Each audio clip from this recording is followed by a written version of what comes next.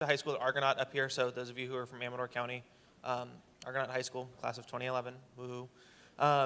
But all through high school, I knew I wanted to go to college. But it was like, I'm going to go to Sac City, I'm going to go to American River, because that's what my friends were doing. And then like my sophomore year, my parents kind of sat me down and were like, we dropped out of high school, we got our GEDs. We're not going to let you do that. You are better than that. You have the capacity to be better than that. And I was an athlete. I was a wrestler. And I was pretty good up here. And like that's what I thought I want to do. Is like I want to go to college. I want to be a college athlete. I want to go to the Olympics. I didn't. I'm here, but that's what I wanted to do, and that was my goal. That was my dream. I had an iPod, engraved on the back. It said Olympian 2020. 2020 is not here yet. Things might change, but as of now, not at the training program. But that was the goal. So my whole entire time, since I was like in 10th grade, I wanted to go to University of Iowa. It was like the best wrestling program in the whole entire country. It was amazing. And that's where I thought I wanted to go. And then what happened was, where's Wilton at? Everyone from Wilton? All my cousins and stuff. Yeah. So when Wilton was federally re-recognized by the federal government in 2009, we had a dinner down in Sacramento. And a man stood up, and this man single-handedly changed my life. And if I ever saw him again, I would cry. His name is Michael Derry. He's an attorney. And he probably doesn't know I'm telling this story. He stood up as an attorney, and he talked about what he does for a living, that he fights for tribes to be federally recognized, that he fights for tribes to be economically self-sufficient, and that's what he does for a living. And I was sitting there with my parents and with Dakota, and I was young. I was in high school, and I was like, I want to do that. Like, that's what I want to do. And I was like starstruck by this man.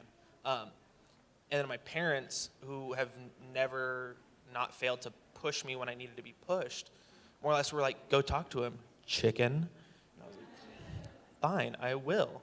So I went and talked to him, and I was stuttering over my words and stammering, and I just started asking him, like, what he does and things like that. And he told me about a program called LEAD.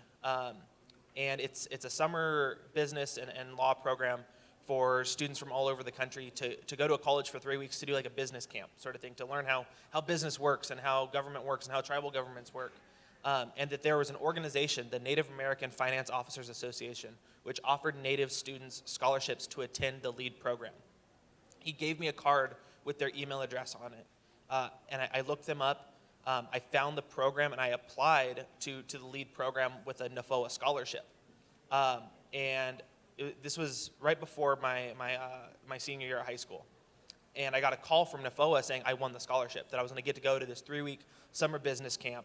I was going to go to Dartmouth for 3 weeks. I'm from here in California, up here in Jackson. And I was like, cool, I don't know where that is, but I got a scholarship. I'm going to go do this thing. And then they called me a few weeks later and like, hey, we see you're from California. Would you like be willing to do the camp at Stanford? I was like, cool. I thought that was also on the East Coast, but whatever. Yeah, I had no idea. I lived 2.5 hours from campus, and I thought it was like next to Harvard. And I didn't know what I was getting myself into. And all of a sudden, things started to fall into place. I looked up Stanford, realized it was cool. I liked the pictures online. They had a wrestling team, so I emailed the coach and told him who I was and that I wanted to wrestle in college and all my dreams and goals and stuff. And then I got down to the LEAD program, and I was really fortunate, and I connected with a lot of incredible Native people from NAFOA and other Native students who are in this program. For 3 weeks, I got to go to Apple, Google, Facebook. I messed up. I had to give a presentation at Google like as part of this camp, and I stood up and I was like, thank you everyone here at Apple for welcoming us. Yeah, I screwed up. But it was an incredible experience. It was a learning experience. But also there were Native faculty there. There were Native staff members. I got to take classes in tribal sovereignty. They gave us a notebook like this. I filled every single page with notes about tribal law, sovereignty, economic development. When my parents picked me up, I probably spoke the entire 2.5-hour ride back home about what I had just learned because I was so excited about it. I went to a wrestling camp down there. The coaches were like, hey, like if you can get in, like we'd love to have you on the team. So I applied early. I got deferred, which is like where colleges are like, hey, we're not going to admit you yet, but we want to look at your application a little bit more. And I had no idea what that meant.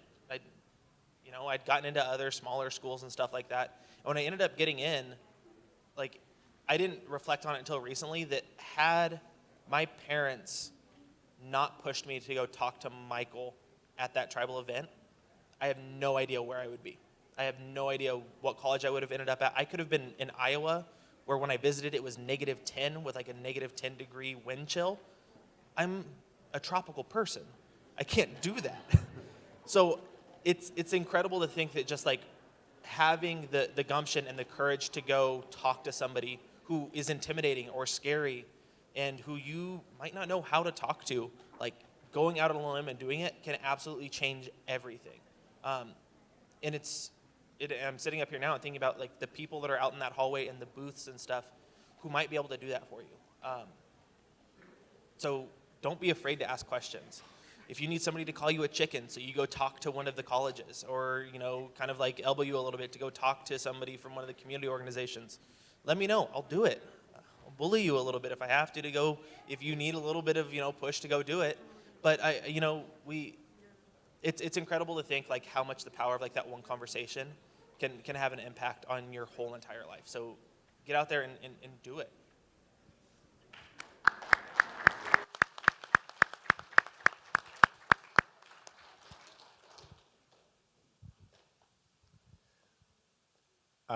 So about this time last year, I was going through interviews for grad school. This was a very new experience for me because I would walk into the departments for different programs, and people would be asking me, what do you do? What are you passionate about? And it felt like a very mutual exchange of, we want to hear about what you do, and I want to hear about what they did. But I found it very difficult to be both native and white at the same time, because I'm half Crow, but then also half a bunch of other stuff. So many things. And when I was there, I would find myself becoming very passionate about helping Native people, working with Native American healthcare data, getting our voices out there. And I would just see these nods and smiles. And they were well-intentioned, but I could tell they didn't really understand why I was so passionate about this. It was kind of like you're explaining some new game to your grandma, and she says, "That's nice, dear." And it was nice, but at the same time, I realized that I was going to have to be very careful about walking between two worlds and being white when I needed to, but being native when I could be. And that's why I'm so thankful for events like this, where I can be, whatever mix of who I am at the capacity I feel comfortable to be. But learning how to traverse a Western world is very important. But having a community like this we can fall back on and reflect on what that means has really helped me do that. So when I was at Stanford, there was a very strong Native presence there, and I did not realize how lucky I was to have that. Because going on over to the East Coast, there hasn't been such a strong Native presence, I feel. And I remember being in my interview, and they throw these statistics up on the board, and they're talking about how they're committed to diversity. And I was like, that's really awesome. Like, I want to hear more about this. And so I went and talked to the department head, and I'm like, oh, do you know what the breakdown of the different ethnicities are? And he said, oh, I actually don't know. I think it's something like equal parts Black and Latino. And I was like, that's cool. Like, he doesn't really know what diversity they bring in, but they're definitely committed to it somehow. And so I went and looked up all the information, and I found that there was only one other Polynesian and then one Native in that entire medical campus. And I think that challenged me to want to bring more Native voice to that campus and really try and be a leader there as best I can. So I think that's a very good,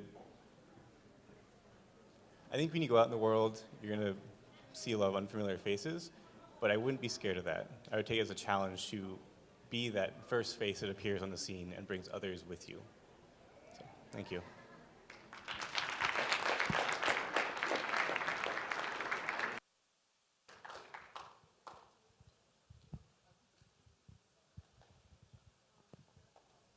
Is this on? Okay. Uh, Kind of reflecting on my biggest challenges going to school is definitely mental health and self-love. Taking care of yourself is a lot more difficult than you might think it is when you're at home and you're surrounded by your family and your community. And I'm from a tight-knit community. I couldn't go nowhere or do nothing without somebody noticing. And it kept me in line, really. And so when I didn't have that, it was liberating and awesome at first until you feel alone or you're having a bad day and there's no one there to notice. And you have to learn to love yourself as much as your mom and aunties do. And you have to learn to take care of yourself the way they did and learn how to cook some of those foods and learn how to build your own community. And both the schools I've gone to do not have a strong Native community. And so even people that I don't know if I'd hang out with if we weren't all Native, we hang out because, and we know we're a weird little group, but we're what we have. And so we're kind of this dysfunctional family of not all of us have that much in common, but we're building our community anyway. And so I think it's really important as Native people that we gotta learn to love ourselves, and we don't always learn that growing up, even though we're surrounded by so much love. And that's been really important for me. And I've gone to see CAPS, which is the counseling services on campus, and I think it's important to say that because there should be no shame in using those resources, especially when you're in school and you ain't gotta pay for it. You know, go talk to a counselor and have someone to talk to. And I think, too, another reason it's really important to be around Native people is, and find those communities, is our normal is not white people's normal. And that's something I've realized over time is I have a ridiculous amount of people I call my aunties and uncles and cousins. And people, non-Native people are like, who are you talking about? How many siblings do you have? Which I have 6 siblings, so they're like, oh, okay, makes sense. But it's really important to be around Native people who understand that we have big families and extended families and communities, and when they're hurting, sometimes we're hurting too, and it's hard to be away from that and not be able to help directly. And that affects my mental health a lot when my family is going through something, and non-Native people don't always get that. They're like, oh, there's nothing I can do here, and I'm like, me neither, but I'm upset, you know, and I feel useless here, even though I'm getting my education to cultivate myself. So you gotta love yourself and put yourself first, but also have those people around you that understand your normal as a Native person.